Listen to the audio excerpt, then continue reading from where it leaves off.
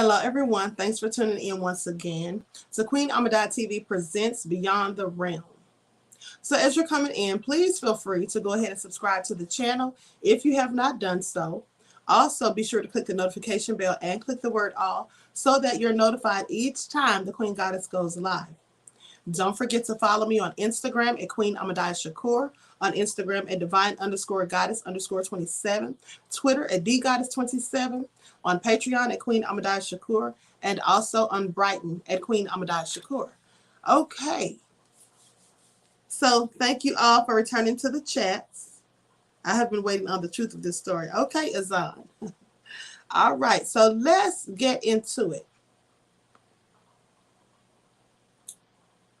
Now, some of you may have seen the movie, The Exorcism of Emily Rose.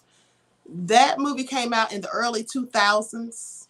Okay, and it was based off of a true story of a young woman by the name of Anneliese Michel, who was German. Okay, she claimed to have been possessed by 6 demons.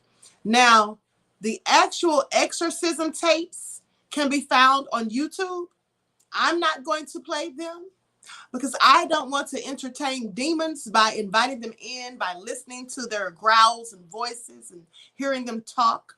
That's just all too much for the Queen. Okay, so I'm going to tell you the story. But like I said, if you dare to listen to the exorcism tapes where she was clearly talking in different voices and saying that she was different demons, she claimed to be possessed by Lucifer, Adolf Hitler, Judas Iscariot, and Cain, and a couple of others that I can't recall at the moment. Okay, so the woman who inspired the horror film became infamous for her death, for her tragic fight with demons and her terrifying death. I'm going to show you this picture of her when she was just a little girl. I think I'll pass on listen to that, Queen. Okay, Blackfoot, I absolutely will pass. Okay, so I'm going to show you. I just want you all to see this picture of her. What a pretty little girl she was. But how she turned out after those demons got a hold of her. Oh, my goodness. She looked horrid. Hope you all can see this. I tried to, hold on. Try to zoom in. Let me zoom in a little bit more.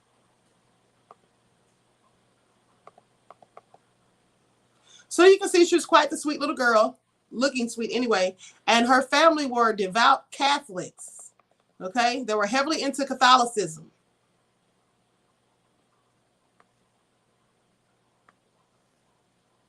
Okay, so let's continue. Everyone, please get the likes up. Please like and share.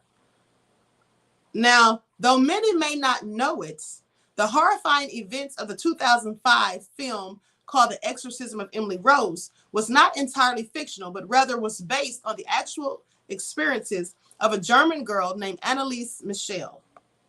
Anneliese Michel grew up devoutly Catholic in Bavaria, West Germany in the 1960s, where she attended Mass twice a week. Now, when Anneliese was 16, she suddenly blacked out at school one day and began walking around dazed as if she were in a trance. Though Anneliese did not remember the events, her friends and family said she was actually in a trance-like state.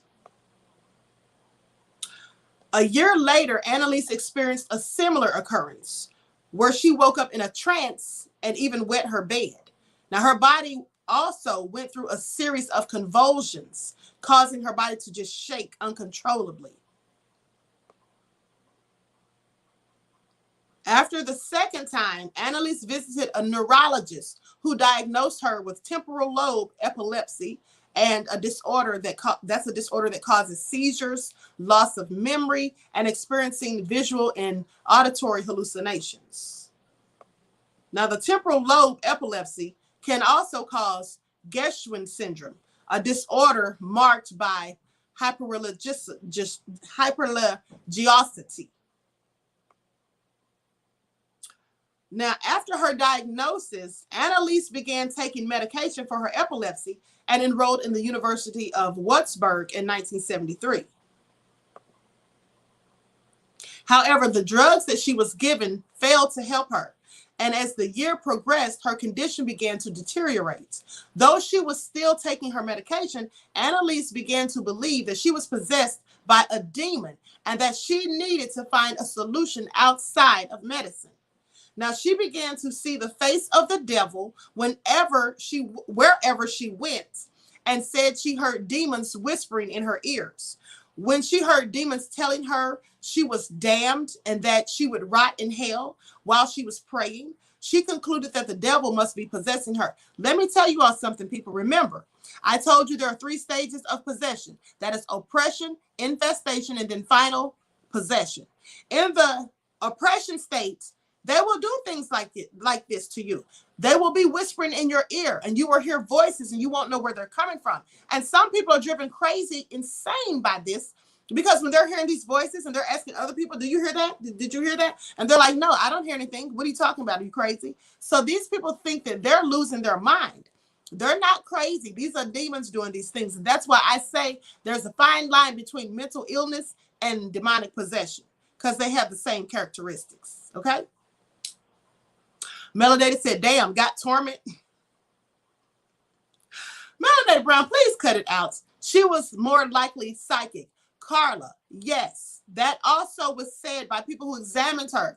They said that she was likely a psychic person. And so these demonic entities were attracted to her. And also she was devoutly religious. Now I want you all to pay attention to something. Demons often attack people who are devoutly religious. Just like you hear the stories about the Catholic priests molesting children. Now, do you just say to yourself, do you think the Catholic priests say, oh, you know what? I'm just going to go molest children. Let me tell you something. Catholic priests have a vow of celibacy, as do nuns. And they are devoutly religious in the beginning, many of them. But these demonic beings, they want to mock God. And they want to make people do things that are so nefarious and things that are deemed as an abomination unto God. Okay, now we know pedophilia is one of those things. So you don't think that these entities are likely influencing these people through oppression and infestation and even possession to make them do these things? Now, I'm not saying all of them, but some of them likely, yes. Okay, so that's all crazy. So she started hearing all these voices, and then everywhere she went, she thought she would see the devil's face. These demons, they show themselves to you, and they do these things to torment you. And so you can't have peace of mind. And then when you're trying to tell other people what you're going through, other people look at you like you're crazy because they don't get it. And some people don't even believe in possession. A lot of Christians don't even believe in demons and demonic possession. I find that very interesting because they all have Bibles that they carry to church every Sunday, right? And they actually read those Bibles instead of listening to the reverend tell them what scriptures to turn to. If they actually read it for themselves, then they would know that absolutely demons are real. They speak of them in the Bible. And when they come, there's usually more than one of them. When people are possessed by a demon, it's usually demons, more than one. Okay, remember when Jesus said to the man in the Bible, he asked the man who was possessed by demons, what is your name? That's how you command them. You make them tell you who they are, you know, because we have dominion over them. That's how you gain control over them. And Jesus asked the man, what is your name? He said, I am Legion, for we are many, meaning many demons. Okay, so anyway, she started taking the medication and that made it worse. Now let me explain to you why taking the medication likely made it worse. I know that I have told you that when demons attack you, they usually have some type of contract to where they can attack you. You've likely been doing something like engaging in drug use, abusing alcohol, porn, doing something nefarious, some of those type of things. Engaging in voodoo, not voodoo, but occult practices like, and I didn't mean to say voodoo, okay? Voodoo is only bad if you're using it to do something bad. Anybody can take something meant for good and use it to do something bad, as I told you before. But if you're engaging in black magic or Ouija boards, right? Things like that. So when you're engaging in those things can draw demons upon you, right? So, and then Annalise, the demons were attracted to her, in my opinion, simply because she has psychic ability. Because that's another thing. If you're a person with spiritual gifts, they'll be attracted to you because of that. Because like I told you last night, you're between realms. You're in this realm, but you're also in the spiritual realm at the same time. So that's why they'll attack those people. Okay. So And then I said all that to say this. When she started taking that medication that they gave her for epilepsy, she didn't even have epilepsy. More than likely, she was just being harassed and oppressed by the demons. And so when they gave her that medicine, the thing about it is when you're given those type of drugs, they really inhibit your mental capacity. Like you really are not thinking on your normal level of thinking, because some of those drugs are like they sedate you, and they make you just not be in your normal frame of mind. With that being said, that allows demons to come right on in. You see, before she started taking this medicine, they said when she started taking it, she got worse. You know why she got worse? Because prior to her taking the medicine, she was just being oppressed by the demons, like hearing voices, seeing them, seeing things that were, strange things and stuff like that. Once she started taking that medicine, then the demon was able to take complete control of her because she wasn't in control of her own faculties, her own mind, because of the drugs. Okay. So they say she began seeing the face of the devil wherever she went, and she said she heard demons whispering in her ears. When she heard demons telling her that she was damned and would rot in hell while she was praying, she concluded that the devil was possessing her. Now, at that point, the devil had not possessed her. Little did she know. But the thing is this, they would tell her that she's going to hell while she's praying. Pay attention. Now, they would do that while she's praying because demons are evil and wicked and they're against anything that is of God. So whatever you're doing that's for God, they will make you or try to make you do something different. And they are, they despise that. That's why when people become demonically possessed, it's very hard to get them to quote the scripture. When you're doing an exorcism on them, you're trying to make them quote the scripture. Very often they cannot say it. Okay, they cannot stand holy water. They cannot stand the sight of a crucifix. They cannot stand the sight of a priest or a nun. Anyone that's deemed holy, they cannot stand the sight of it because they are demons or they are possessed by demons. Now, Annalise sought out priests to help her with her demonic possession, but all the clergy she approached rejected her request, saying that she should seek medical help and that they needed the permission of the bishop anyway. And at this point, Annalise's delusions had become extreme. Now, here's the thing. When she started feeling like she was possessed by demons, you can't just go to the Catholic Church and ask them to do exorcism. Or you can ask them, but they're not just going to do it. They have to go through a series of things and steps before they can, and they have to get the permission, right, from the bishop. Like he said, they have to go and ask the rest of the church if in fact it's okay for them to do it. And a lot of times they won't do it because they may think that you're not even possessed, that you're just having some type of mental illnesses. That's why they always advise them, they'll usually advise them to go and get mental help first or some kind of help from the hospital or whatever, psychiatric help. Okay, so everyone, please get the likes up. Now I'm going to show you these pictures. Oh, this is just so crazy. Hold on, people.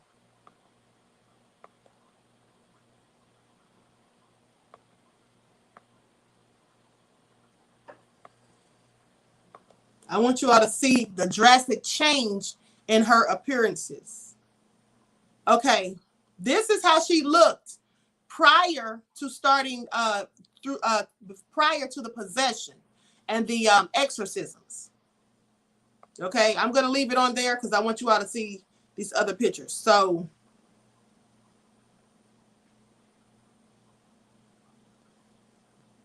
okay, now, believing she was possessed, she ripped the clothes off of her body, compulsively performed up to 400 squats a day. 400 squats a day, people. Crawled under a table and barked like a dog for 2 days. She also ate spiders and chewed coal, bit the head off of a dead bird, and licked her own urine from the floor. That makes sense. Though you should make sure that one isn't just experiencing a mental break or something before going to do an exorcism. Yes, absolutely. Absolutely. So Sally D said, oh, Jesus, break out the sage. Yeah, so did you all hear that? What they said she did? An actual living entity that places a seed inside the white woman's mouth. Okay, so They said that she ripped off her clothes, compulsively performed 400 squats a day, crawled under a table, and barked like a dog for 2 days. She also ate spiders and coal, bit the head off of a dead bird, and licked her own urine from the floor. Now, finally, she and her mother found a priest, Ernest Alt, who believed in her possession. He stated that she didn't look like an epileptic, later in court documents. Now, as you can see, she's taken a drastic turn for the worse. Look at her face right here. Now, she went from this to this. See the black eyes and how frail and thin she is? Because the demons were preventing her from eating. She couldn't even chew her food. She couldn't eat any of that. She was very malnutrition and started to lose weight. Annalise wrote to Alt. She said, I am nothing. Everything about me is vanity. What should I do? I have to improve. You pray for me. And also she once told him, I want to suffer for other people, but this is so cruel. Now, Alt petitioned the local bishop, Bishop Joseph Stengel, who eventually approved the request and granted the local priest, Arnold Renz, permission to perform an exorcism, but ordered that it be carried out in total secret. They didn't want anyone to know. So let me take this off of here now. It's no need to share this. Okay. So they wanted to do the exorcism in total secret. Now, exorcisms have existed in various cultures and religions for millennia, but the practice became popular in the Catholic Church in the 1500s when priests who would use the Latin phrase vade retro Santana, which means go back Satan, to expel demons from their mortal host. Now, the practice of Catholic exorcism was codified in the Ritual Romanum, a book of Christian practices assembled in the 16th century. Now, in the 1960s, exorcisms were very rare among Catholics, but a rise in movies and books like The Exorcist in the early 70s caused a renewed interest in the practice. So over the next 10 months, following the bishop's approval of Annalise's exorcism, Alt and Renz conducted 67 exorcisms, lasting up to 4 hours on the young woman. Now, through these sessions, Annalise revealed that she believed she was possessed by 6 demons: Lucifer, Cain, Judas Iscariot, Adolf Hitler, Nero, and Fleischmann, who was Fleischmann was a disgraced priest from like the 15 or 1600s. Here's a picture of her during one of the exorcisms. It looks like her mother's trying to restrain her because she had the strength of at least 10 men.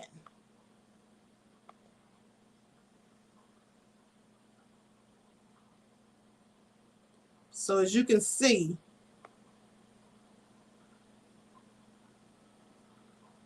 so all the spirits would jostle for power of Annalise's body and would communicate from her mouth with a low growl.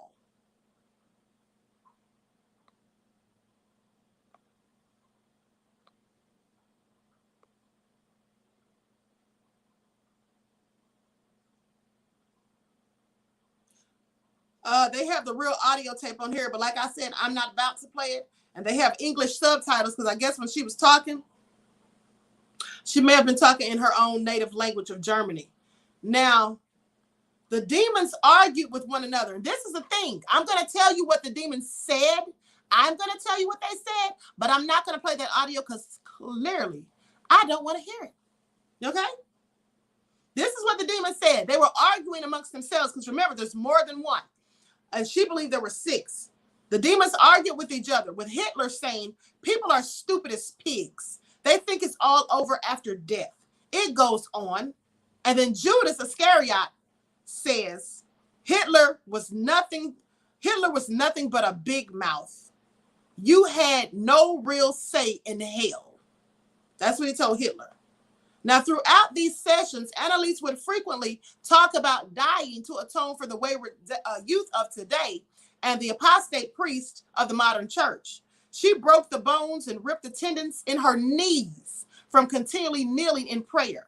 Now, she was praying so much, trying to get these demons out of herself and she was so fragile and frail from being malnutrition to not being able to eat and all those things. She literally broke both of her knees, people. Both of her knees were broken. Can you imagine the pain? Now, over these 10 months, it says she literally broke the bones and ripped the tendons in her knees from continually kneeling in prayer.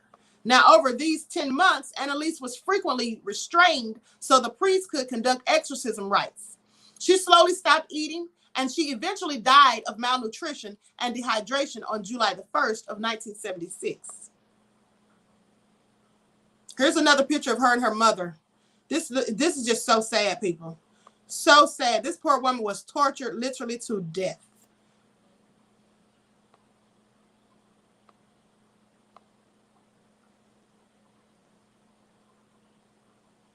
Let me zoom in.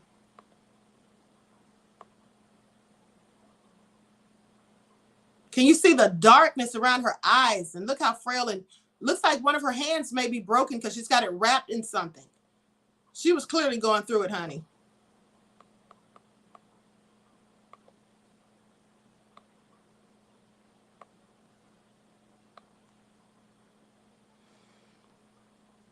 So she died July the 1st of 1976. She was only 23 years old.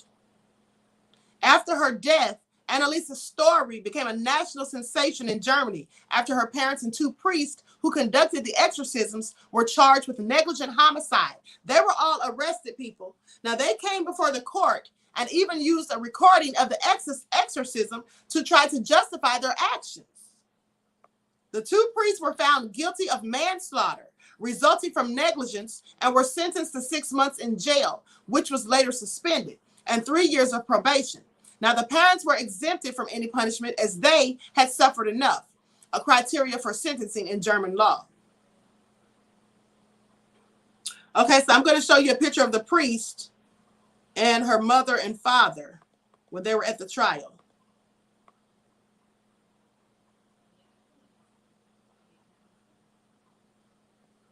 Let me share my screen. Everyone, please get the likes up. Please like and share the video so that we draw more people in for the viewing through the algorithm.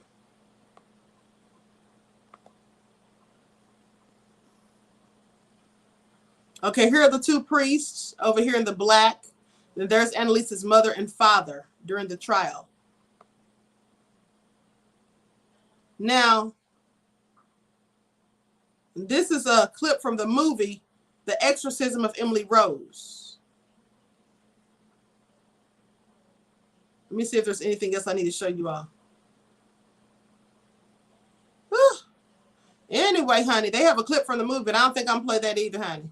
Even though I saw the movie years ago when it first came out, 2005. But let me continue.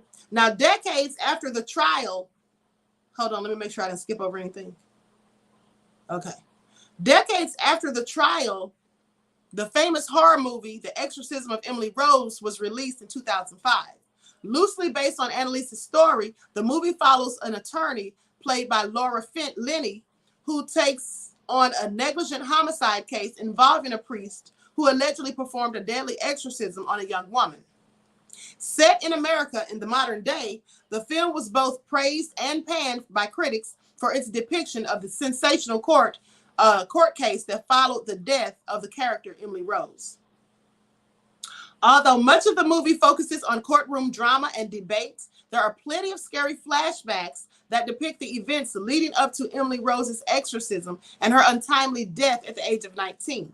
Perhaps one of the most memorable scenes from the movie is the flashback of Emily Rose screaming the names of all her demons to the priest. That's the clip they have right here. A video of her screaming all the names of the demons to the priest. That's from the movie. While possessed, she shouts out names such as Judas, Cain, and most chillingly, Lucifer, the devil in the flesh. That's what she says. That's what she says who she is. When the priest in the movie asks her who she is, that's what she says. Judas, Cain, and Lucifer, the devil in the flesh. That's what she says. Scary movie if you never saw it. Now I don't want to see it again. Okay? Now, while reviews of The Exorcism of Emily Rose were decidedly mixed, the film, a trial for what? Right. Well, they were trying to say that it was negligence of the priests and the parents that caused her to die. But the hospital wasn't going to be able to help her, more likely because she was possessed by demons. So while the reviews of The Exorcism of Emily Rose were decidedly mixed, the film did pick up a couple of awards, including an MTV Movie Award for Best Frightened Performance by Jennifer Carpenter, who played Emily Rose. And then, other than her inspiration for a horror film, Annalise became an icon for some Catholics who felt modern secular interpretations of the Bible were distorting the ancient supernatural truth that it contains. Now, the surprising thing was that people connect to Annalise Michelle, people connected to her, were all completely convinced that she had really been possessed. Members, Franz Brothel remembers, this is the person who reported on the trial from the original daily paper of called the Main Post. This person said that all the people who knew her, they absolutely felt like she was possessed, because that just wasn't her, and it was no type of mental illness as far as they were concerned. They thought she was literally possessed. Now, they say, Buses, often from Holland, I think still came to Annalise's grave. This is what Barthol says. The grave is a gathering point for religious outsiders. They write notes with requests and thanks for her help and leave them on the grave. They pray, sing, and then they travel on. Now, while she may be a source for inspiration for some religious people, the story of Annalise Michelle is not one of spirituality triumphing over science, but of people who should have known better than allowing a mentally ill woman to die. That's what they say. Now, let me tell you something. Hold on. It's the story of people projecting their own beliefs, hopes, and faith into a woman's delusions and the price that paid for those beliefs. So here's the thing, people. Whoever wrote this clearly doesn't believe that she was actually possessed.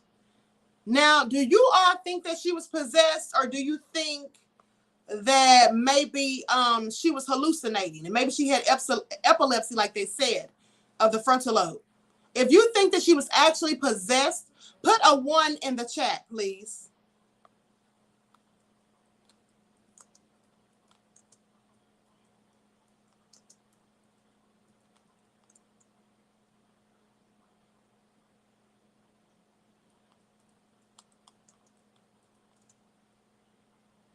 Hold on, people. I'm trying to see something here. Okay. Now, if you think that she was just delusional, then put a 2 in the chat. If you think she was not possessed and was just delusional.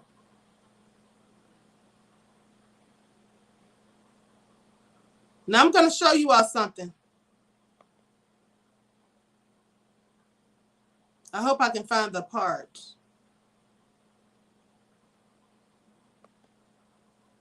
That's a really tough one. One literally has to believe in the metaphysical. Okay.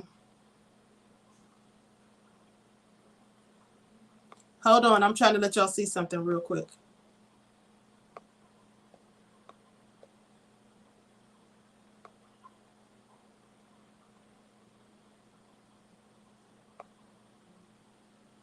Okay.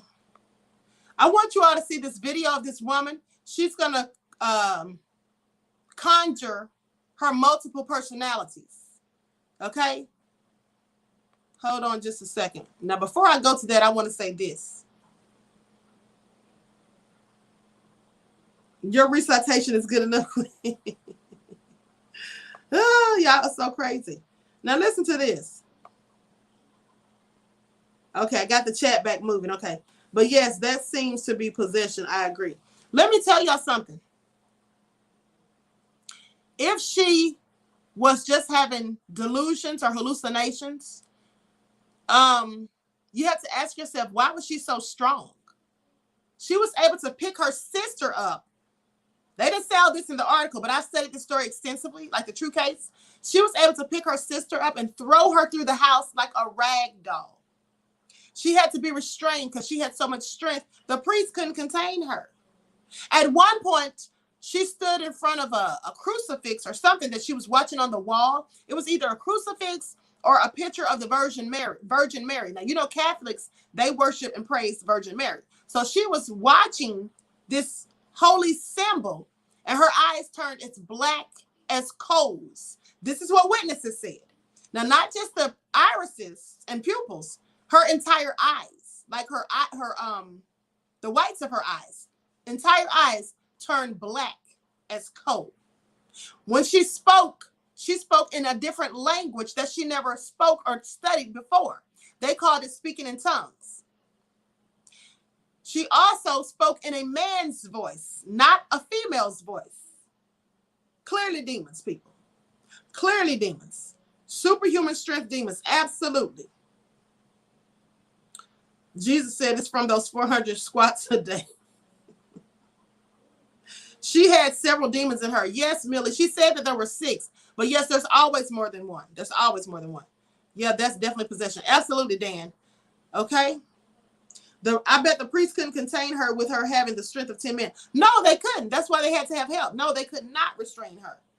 Okay? They absolutely could not. Now, I want y'all to see this video. And like I said, this woman supposedly in this video she's been interviewed and she has multiple personalities and she's going to conjure the personalities. So let's just see how she behaves. Now, I have not watched this video. I just went and found it because I remember seeing something years ago when I was in college. We were talking about the differences between multiple personality disorder and demonic possession and how they are very similar.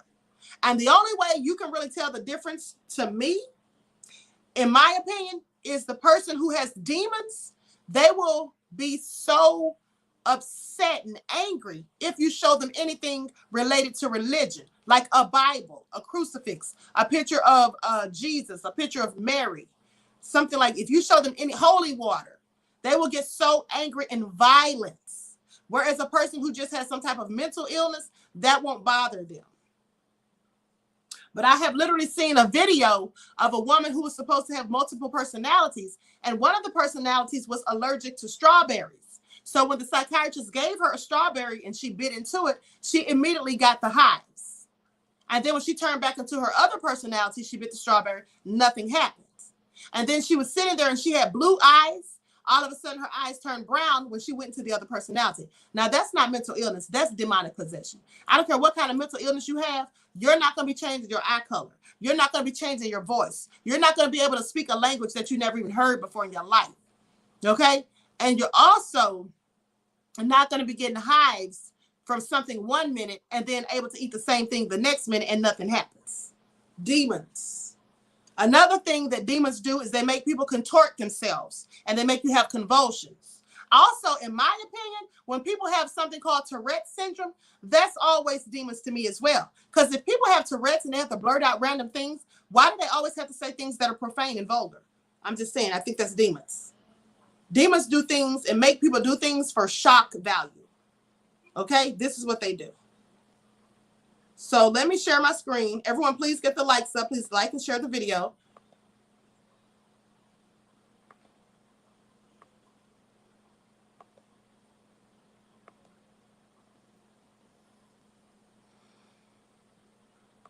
Their list of MPD is, well, we prefer multiple personality disorder. We understand that some people prefer the term dissociated identities, but mine aren't dissociated. It's not like we woke up and said, oh, I have to do something unpleasant. This is my job. I don't want to own that, so I'll push it away. That's not part of me. That's not how we worked.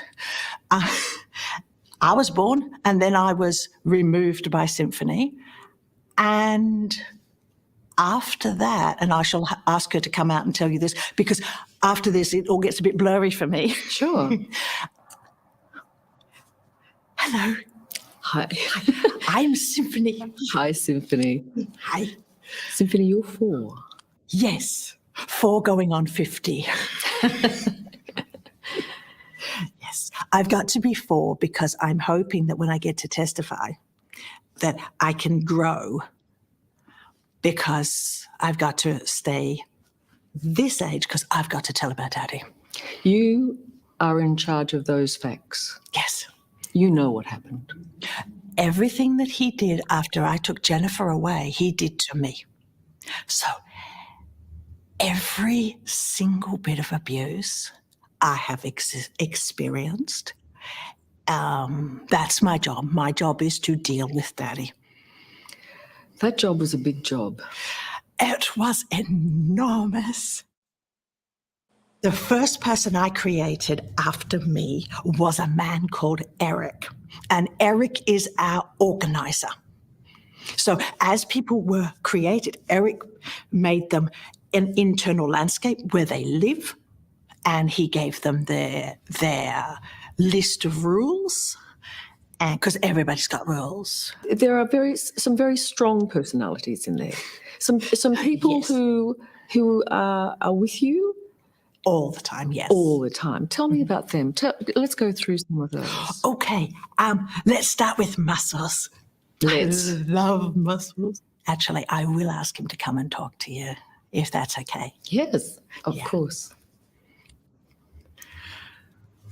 Oh, okay.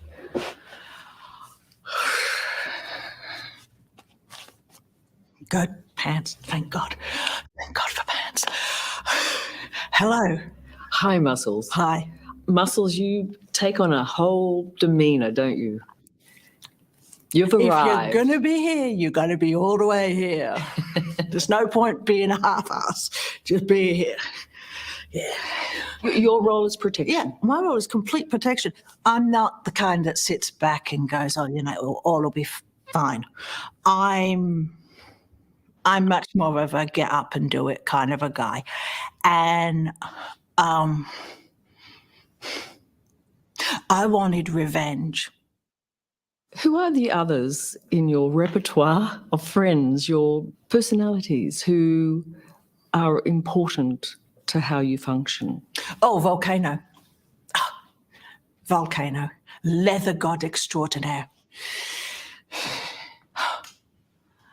You want to see him walking around in his leathers.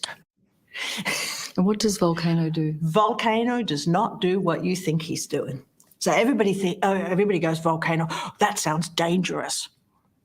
No, he is a total sweetheart. His job is to tell you, you are allowed to feel what you're feeling. What you feel is absolutely appropriate. He has a sense of what normal is. Who else are There's- strong, important? Judas. Judas has been trying to tell. Actually, he is sitting in the background agitating. You're telling, that's my job. That's my job. He's 7 going on 8, and Judas does exactly what his name says. He is blab. He will go and tell you anything. Now, you know this war is over. Are you not able to become one, Jenny? No, because they came out of the back of my head. I don't know how to put them back in. You see, everybody thinks that Jenny has alters. Right. You've got to understand, Jenny's an alter. Yes. She's just as much as an alter as Eric or Muscles or Linda is. So you can't become Jennifer? Oh, gosh, no. That's done. Yeah, that's done. Yeah, can't do that. But Well, you will always be Jenny. I will always be Symphony. You will always be Symphony. Yes. Hello, I'm Liz Hayes. Melody Brown said, got believability. Let me say something. Queen, my sister and her son coming home and rode past the cemetery and saw a woman in white walk across the front of the car like a mist in like aura. Clearly a ghost. She conjured up spirits. You know what? She was just acting weird to me. I wasn't buying it. I mean, yeah. Inquiring mind wants to know truth, and she's looking for a check. I mean, to me, she looked like she was faking. I'm sorry. She was faking. Even if she really is having multiple personalities, which she could have, Some people invent these different personalities when they're children in order to cope with traumatic things and experiences such as molestation or abuse, neglect, and things like that, right? So maybe she had something, but I wasn't buying it. She just seemed like she was acting silly as far as I was concerned. I was trying not to laugh. And also, she definitely, me either. She seemed like she was acting, yes, okay? Please, okay? So, anyway, I just wasn't buying that. Now, with that all being said, she definitely wasn't, she was having too much fun. Damn, Tisa, she was having too much fun. Okay, yes, she was. Hold on, people. Let me see. Let me see if I can find somebody else. Hold on. Oh, my goodness. Now, that was hilarious. That comment was hilarious.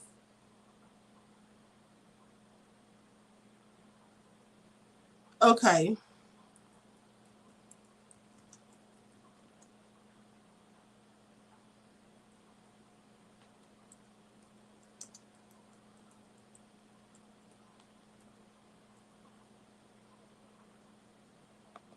Okay, here we go. Let's see here.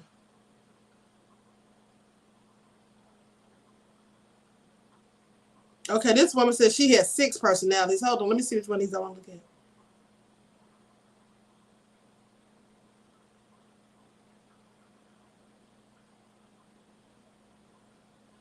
at. Okay, here we go. This woman is on Oprah's show. Says she has 20 personalities. So psychologists suspect that a young child, Kim suffered, as a young child, she suffered trauma that caused her. See, I told you, this does happen when you're a child. So let's take a look at this. Let's see. I hope she's going to turn into someone so we can see for ourselves, honey.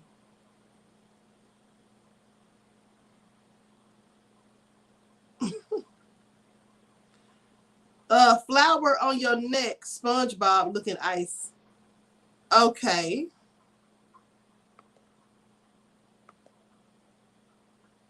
There's a troll in here, people. I had to get them out of here. Okay, let me continue.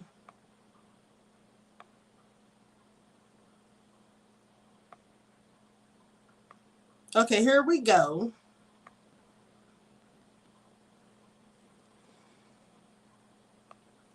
That I may never come back again. With help from Kim Noble's therapist, Kim's alternate personalities come out one by one. First, dominant personality, Patricia, disappears, and Bonnie takes over. Bonnie used to be the main personality who took care of daughter Amy. Hello. Nice to see you. It's nice. I know. Because, yeah, it's nice to see him. Amy doesn't get to see Bonnie very much anymore. In the early years, the constant threat of having her daughter taken away by social services sent Bonnie into seclusion. When Bonnie disappeared, I think I was about 7 or 8. It got very stressful with social services were putting a lot of pressure on us, so I just couldn't take any more. And I just cracked up over it all, and that was it. I want her to just be happy and have a good life.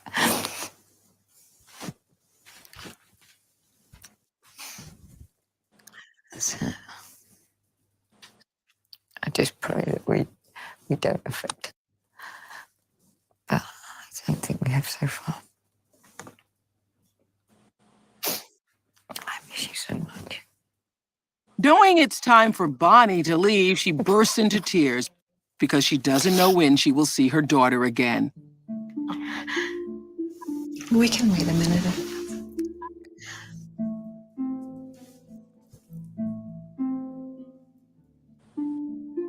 A little while later, Ken emerges. He's 21 years old, homosexual, and doesn't acknowledge he is one of many personalities. Hi, Ken. I'm Kirsten. Ken thinks I'm one of his friend's daughters. And why do you see a therapist? People got problems with me being gay, So I see a therapist, Who has a problem with that? the outside world. Do you date? I haven't for a long time, but yeah, I've had some nice boyfriends. When you look in the mirror, who do you see? Me? But Who do you you're a see? man. When I look at you, I see a woman. I'm not transvestite. This is strange. Yeah, I'm gay, but I'm not a transvestite. Okay. I don't dress up in girls' clothes. Got no boobs. One of Kim's more tortured personalities is agitated when she comes out. Evil. Evil. Her name is Salome. Hi, Salome. I'm Kirsten. She's really evil. Salome is a personality who rants and raves. She doesn't sit down. She's always walking around the room and not settled. Salome is deeply religious and seems quite angry. She was a good Catholic woman. An evil daughter. What happened, Salome, to the good Catholic woman? She died. She got killed. She died. That's it. I've got to go now. Bye. After Salome leaves, things get much calmer when the personality Dawn arrives. She's literally frozen in time and believes it's 1997, the year Amy was born. Hi, Dawn. Nice to meet you. Dawn doesn't realize Amy is her daughter. Dawn thinks she had a baby named Sky, who was taken away at birth. Can you tell me about Sky? Sky's my baby. And social services just took her away and put her up for adoption. And I can't have her back. And so who? It was when she walked out the door from me. She just left. I've got to go. Bye. And walked out. Excuse me, bring your crazy butt back in here. I'm not through. I'm not through with your treatment yet. Okay. Clearly hilarious. Okay, people. Salam is the name of Herod's stepdaughter. They called for the head of John the Baptist. Okay, Carl Chris. Thank you for that biblical moment. I didn't know that. Peace, love, and blessings to you. Okay, so Blackfoot says, say no to drugs, family. Salome, Carl. I pronounced it wrong. It's Salome, right? Okay. Y'all are too much. MM says this is too much, right? The British get possessed more than we know. I don't doubt it. You ever see the movie Splits? I've heard of it. I can't recall if I've seen it. Crazy cat lady tripping. Right, that part. She did too much walking out. Hold on, y'all. Okay, enough of this. Let me continue, people. So I want to read you all this. This was written by a psychiatrist, okay? And he says, as a psychiatrist, I diagnose mental illness. I also help spot demonic possession. How a scientist learned to work with exorcists. Let me tell you all something. This is very important. Because for years, people in the psychiatrist division, those people would not ever admit, psychologists and psychiatrists, they would not admit that there was such a thing as demonic possession. Now, I don't know if they wouldn't admit to it because they honestly didn't believe in it. And they thought that everything, was based off of science. There had to be some logical explanation. But this psychiatrist actually believes in it, okay? So we're going to talk about this.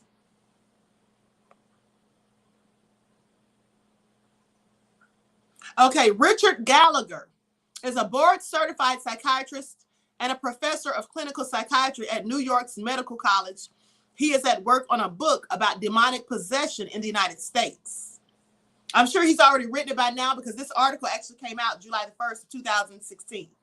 Okay, so in the late 1980s, I was introduced to a self-styled satanic high priestess. She called herself a witch and dressed the part, with flowing dark clothes and black eyeshadow around her to her temples. In our many discussions, she acknowledged worshiping Satan as his queen.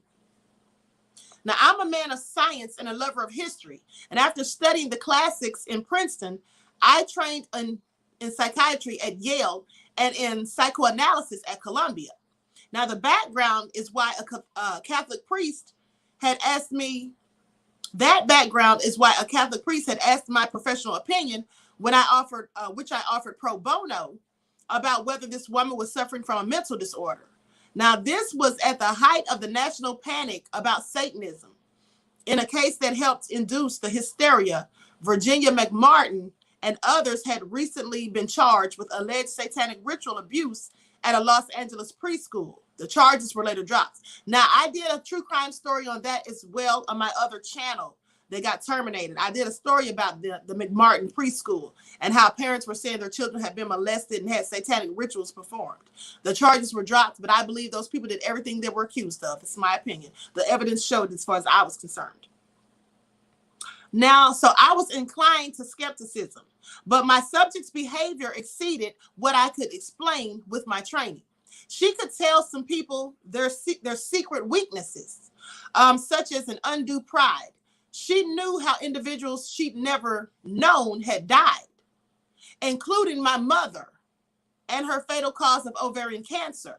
6 people later vouched to me that during her exorcisms, they heard her speaking multiple languages, including Latin, completely unfamiliar to her outside of her trances. Now, this was not psychosis. It was what I can only describe as paranormal ability.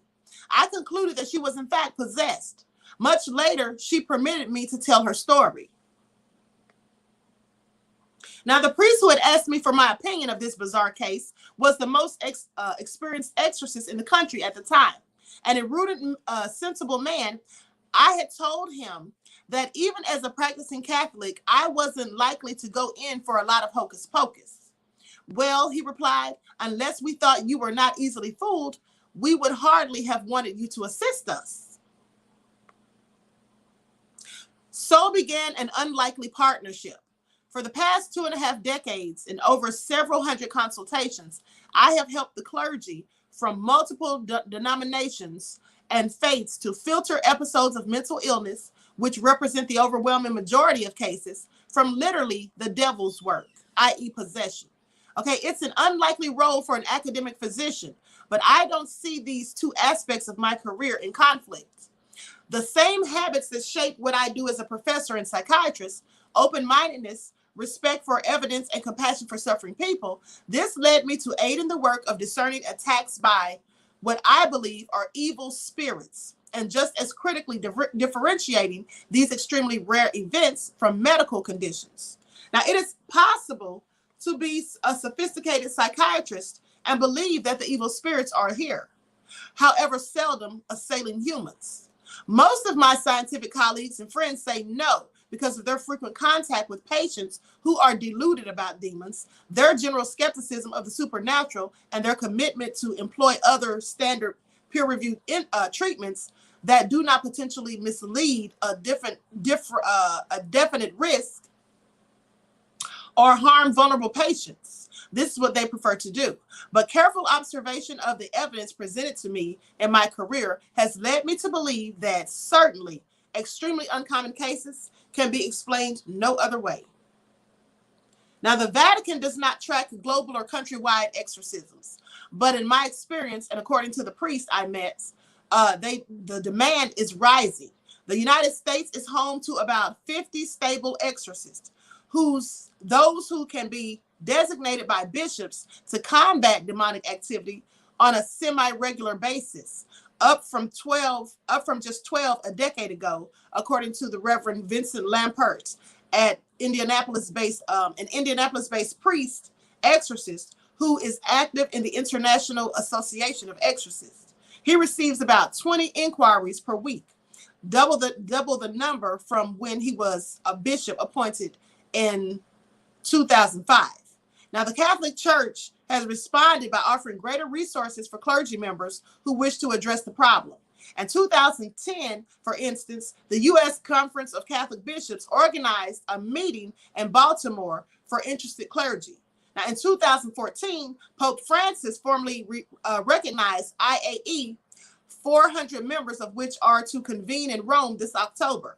Members believe in such strange cases because they are constantly called upon to help. I served for a time as a scientific advisor on the group's governing board. Okay, I'm not going to read all this because clearly it's a lot. But he goes on to say that ignorance and superstition have often surrounded stories of demonic possession in various cultures. And surely many alleged episodes can be explained by fraud, chicanery, or mental pathology. But anthropologists agree that nearly all cultures have believed in spirits, and the vast majority of societies, including our own, have recorded dramatic stories of spirit possession. Despite varying interpretations, multiple depictions of the same phenomena in astonishingly consistent ways offer cumulative evidence of their credibility. And as a psychoanalyst, a blanket rejection of the possibility of demonic attacks, less logical and often wishful in nature than a careful appraisal of the facts. And as I see it, the evidence for possession is like the evidence for George Washington's crossing of the Delaware. In both cases, written historical accounts with numerous sound witnesses testify to their accuracy. In the end, however, it is not an academic or dogmatic view that propelled me into this line of work. I was asked to consult about people in pain. I have always thought that if requested to help any tortured person, a physician should not arbitrarily refuse to get involved. Those who dismiss these cases unwittingly prevent patients from receiving the help they truly and desperately require, either by failing to recommend them for psychiatric treatment, which most clearly need, or by not informing their spiritual ministers that something beyond a mental or other illness seems to be the issue. For any person of science or faith, it should be impossible to turn one's back on a tormented and tortured soul. Okay, so there you have it. This psychiatrist absolutely believes in demonic possession and says that he has worked in cases where there may have been mental illness, and then cases where there's been absolutely demonic possession, and he knows the difference. Okay? They should seek legal help ASAP. King father passed away. His mother and siblings is all he has. Please help if you can. Okay, this is serious. Y'all may start a movement and have her son at the forefront. We don't know if he's being abused by those women or family. If you care, her Instagram. What are you all talking about? King has renal failure and needs to be home with his mother. Who is King? I'm sorry, who is King? Thank you, Original Man 718. Thank you. That's because all the nefarious things that they do is haunting them. Absolutely.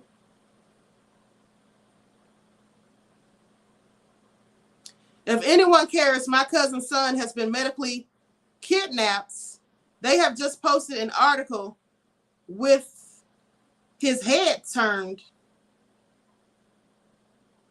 I'm sorry, Queen Mtera. What are we supposed to do about that, beloved? You should be getting an attorney. If your cousin's son has been medically kidnapped, how are we supposed to do anything about that? I'm just curious. I mean, that's terrible news to hear, and I feel sorry for you and for him. But I'm just saying, what are we supposed to do about that? That sounds like something you need to be getting an attorney for. If someone's medically kidnapped, medical kidnapping is defined as the state taking away a child from their parents. Yes, I know exactly what it is. And state custody and foster care, yes. But what are we supposed to do about it? I mean, we can't do anything about that. That's why I say you need to get an attorney. That's who deals with those type of issues. There's nothing we can do. And if you need money or funding for that, I suggest you start up a GoFundMe page for your cousin and her son. Okay? That's what you should do. My old church casts out demons out of people all the time. The Apostolic Church. Ooh, honey, I wouldn't want to be there. But I tell you what, one of my friends told me that she was in church one Sunday, and the preacher got up there and said that he was about to exorcise a demon from somebody because a family brought down their son and said that he was possessed. And he was a grown man. They said that they believed he was possessed by demons. So They said that the preacher told everybody, if you're not right with God, and if you're not, in a good spirit, and if you don't walk by faith and not by sight, and if you've been out here doing nefarious things or whatever, pretty much if you're a person who does dirt and not a holy person, not a righteous person, he said, you need to get up out of here quick.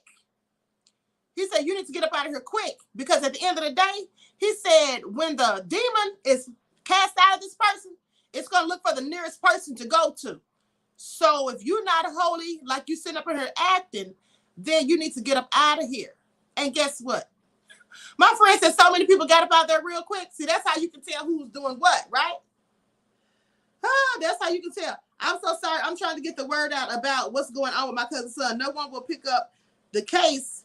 I've seen where people have went viral when speaking about it. Yes, beloved, we can speak about it. But I'm saying, when you're saying that they have, I'm just telling you what you need to do. You said no one will pick up the case. Now, why would no one pick up the case? People help people all the time. Attorneys help all the time when people's children are taken away from them and taken out of their custody into CPS, Child Protective Services. This happens all the time. So when the children are taken for unfounded reasons, there's always an attorney. They have family attorneys that have to work on these cases. They have family attorneys. They have to take these cases. So you need to be trying to get a family attorney, because the longer the child stays in CPS, the worse it's going to be and the harder it's going to be to get him back. That's the whole point. First thing you should be doing is getting paperwork to prove that your cousin has not been negligent, has not abused the child, any of those things, doesn't have any type of mental health issues or whatever that would prohibit her from taking care of the child. And you need to be trying to get a family attorney if you can't find a regular attorney. Like, I don't know why attorneys wouldn't take this case. That's crazy. Queen can't pick up the case. No, I absolutely can't. First of all, I don't even know where they live. And second of all, I'm not a family court attorney. I'm not an attorney at all, okay? I'm a professor. Now, I went to school for law, but I am by no means and stretch an attorney, okay? I have a PhD in public administration. You never know who is in the room. Is this in Florida? I don't know, honey. At the end of the day, LOL, that church had me scared many of the night, but demons are real. Yes, absolutely, okay? Absolutely. But you know what I bet was so funny? Seeing all those people who sit up in church and act like they're so holier than thou, and see them getting their hands up out of those pews and heading for the door, okay? Lest they get that demon sent to them. I bet that was hilarious. All right? Dan Ruck says, Queen M. Terror, I agree with the Queen. Don't delay on seeking legal help. Absolutely. I mean, how many attorneys have you all contacted? When you say no one will take the case, how many people have you spoken to? Because someone will take the case, trust me. I mean, this happens all the time, especially to Black people, because they love to snatch Black people's kids up out of their house. That's what they do. Millie said, yes, seek legal help. Absolutely. That's what you need to do. Forget going viral. You can go viral, but what's that going to do? You need to be trying to get an attorney first. I mean, if the story goes viral and you still don't have an attorney, that's not going to help the situation. It'll just be a story that we all talking about. Us talking about it is not going to get your cousin's son out of the situation. You need to be trying to move post haste to get someone to go in there in the court and speak on his behalf and represent the parents and say why he doesn't need to be in CPS. Go viral after you get a lawyer. Absolutely. The first thing you need to do, honey, if that was my child, I wouldn't be thinking about going viral, honey. I'd be thinking about getting me an attorney to get my child up out of that situation. Then maybe go viral to put the word out on how CPS takes people's and snatches people's children up and how I got mine back. That would have been hella funny to see the holier than thou folks walk out. Oh, honey, they didn't walk, they ran. According to my friend, they ran, honey. If that church was in Harlem, everybody would have been running. Okay, I know that's the truth. So anyway, Queen Tara, what state do you live in? Because send me an email. I bet you I can find an attorney that'll take that case, honey, because somebody will take it. Like I said, they have attorneys for family court, okay? That's what they do. Because otherwise, people's children will get snatched, and if the people can't afford an attorney, then what are they supposed to do? You can always get somebody to defend those cases. Send me an email, and wherever in the state that you live in, And then I will call Monday, and I guarantee you, I can find someone to take their case. There's no such thing as nobody won't take it, honey. Why would they not take it? What do they have to lose? Especially a family attorney. That's what they do. Family attorneys work on these kind of cases.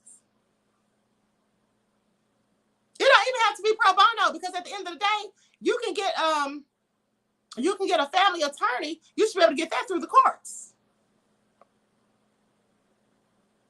Satan got the fire up after them parishioners, okay? Queen, yes, preacher told truth. If church attend and live in double life, leave congregation ASAP. Man ran like they had gasoline panty droppers. Okay, please. Oh, so anyway. Jesus is Black. Christ says she has the right one tonight. I'm serious. And get a GoFundMe. Yes. If you can't get a pro bono attorney, and if you all don't have the funds, you need to set up a GoFundMe. Okay? Queen, you are on fire. Thank you, Terry, beloved. Thank you. She has one with the full story. I'm in Florida. Oh, okay. Okay. Well, where does she live? So I can still see if I can get an attorney, honey, because I guarantee you I can find one. I have friends that are attorneys that live in several states anyway. You're welcome, beloved. The email is QueenAmadiahShakur@gmail.com. All right? Right. Carla said you can get prepaid legal services. Absolutely. Absolutely. No one has responded to me, period. If you talk about the attorneys, honey, maybe you need to go to their office or whatever. You need to talk to prepaid legal. You need to go to the courts. Like I said, your cousin needs to go to the courts because they have to be represented. They can't just take your child and then leave you stranded so you can't even come to court and fight to get your child back. That's what they can't do. Okay? Send you an email. I appreciate it. Okay, no problem, beloved. Okay, so with that all being said, everyone, listen. I want to thank you all for tuning in once again to Queen Amadiah TV presents Beyond the Realm. I hope you all enjoyed this nefarious story, honey. And I hope you all now know that demonic possession is real and it's very similar in the symptoms as mental illness.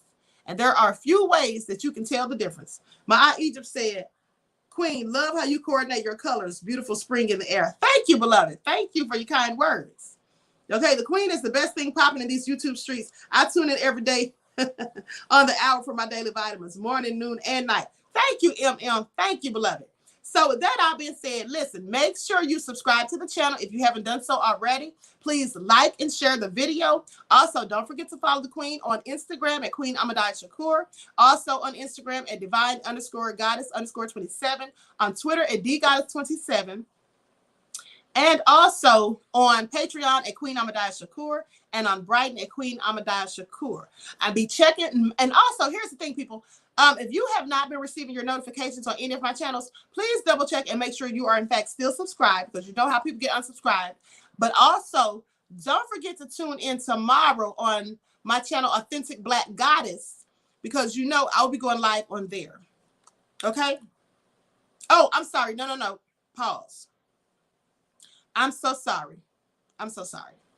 I may not be going live on there because I have something that I'm doing for something I want to present to you all on Monday. Okay. I was supposed to do it today, but I got caught up and I got a late start. So I'm going to be doing that tomorrow. So I may not go live tomorrow. If I do, it'll be tomorrow late in the evening, but I'm not going to guarantee. All right.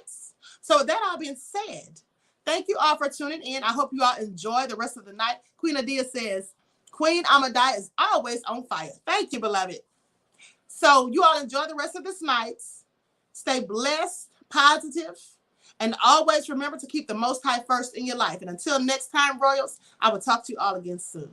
Peace.